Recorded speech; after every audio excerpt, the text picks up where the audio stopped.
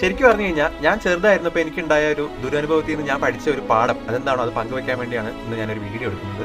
നിങ്ങൾ എൻ്റെ പല്ല് ശ്രദ്ധിച്ചിട്ടുണ്ടോ? ഈ പല്ല് ഇങ്ങനെ അല്ലായിരുന്നു. ഈ പല്ല് നേരയ്ക്കും ഈ പല്ല് ഉള്ളിലേക്കും ഈ പല്ലിങ്ങനെ സൈഡിലേക്കും ഒക്കെ ആയിരുന്നു ഉണ്ടായിരുന്നത്. എൻ്റെ പല്ലിന്റെ അലൈൻമെന്റ് ശരിയല്ലായിരുന്നു.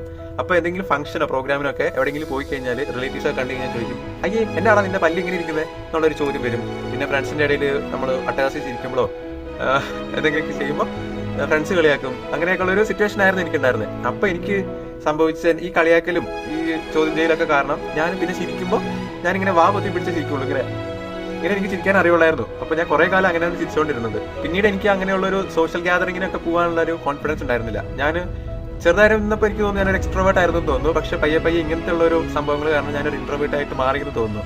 അപ്പോൾ എന്തെങ്കിലും ഫംഗ്ഷന് പോകാനൊക്കെ എനിക്ക് മടിയോ പേടിയൊക്കെ ആയിരുന്നു, കളിയാക്കൽ ഉണ്ടാവുമോ എന്നൊക്കെ വിചാരിച്ചിട്ട്. അതുകൊണ്ട് കഴിവതും എന്തെങ്കിലും പ്രോഗ്രാംസ് ഒക്കെ ഉണ്ടെങ്കിൽ ഞാൻ അവിടെ പോകാണ്ടിരിക്കുകയാണ് ചെയ്തുകൊണ്ടിരുന്നത്.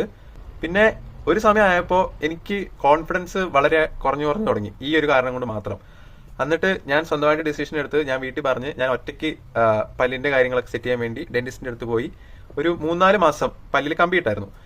എന്നിട്ട് കുറച്ചൊക്കെ അങ്ങോട്ടും ഇങ്ങോട്ടും ഒക്കെ നേരെയാക്കി എന്തോ ചെയ്തു. പക്ഷെ എൻ്റെ അടുത്ത് ഒരു റാൻഡം ഫ്രണ്ട് എൻ്റെ അടുത്ത് പറഞ്ഞു, നിന്റെ പല്ലിന് എന്താണ് കുഴപ്പം, നന്നായിട്ട് തന്നെ ഉണ്ടല്ലോ, എന്തിനാണ് കമ്പിയൊക്കെ ഇട്ടേക്കുന്നത്, കുഴപ്പമൊന്നുമില്ലല്ലോ എന്ന് പറഞ്ഞു.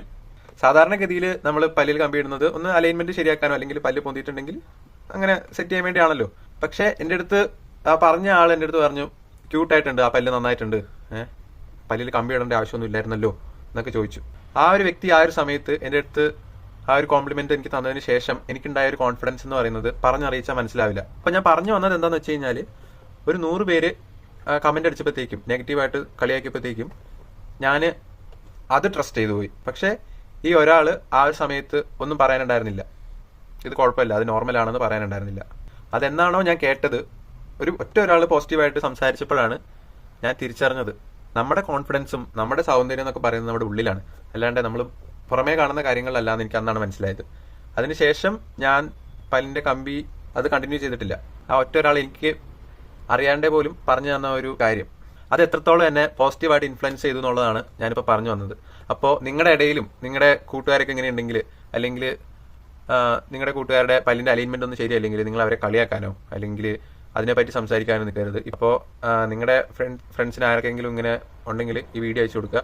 അവരടുത്ത് പറയാ അലൈൻമെന്റ് ശരിയല്ലാത്ത പല്ലും ക്യൂട്ടാണ് എന്ന് പറയാ. Okay, so send this video to someone who needs to hear this. Until then, bye bye. Follow for more.